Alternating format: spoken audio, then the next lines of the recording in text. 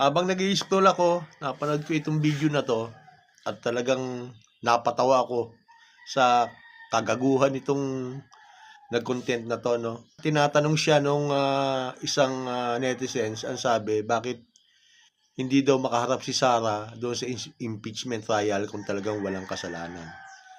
Ang sagot niya, eto, tingnan nyo yung katangahan na sinabi niya. Iniintay ko kung ipapaliwanag niya, hindi niya ipinaliwanag. Nagtawa lang siya nung kahuli-hulihan. Sa sobrang kabobohan, hindi niya maipaliwanag kung bakit naging mali yung sinasabi niya. Ito, panoorin nyo. Bobo neto. Kung walang kasalanan, bakit takot harapin ang impeachment trial?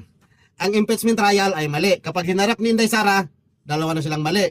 Ang isang pagkakamali, hindi pwedeng ituwid ng isa pang pagkakamali. Kaya ako itong pinapaliwanag sa iyo, dahil sa dami ng bobo, baka mapabilang pa tayo.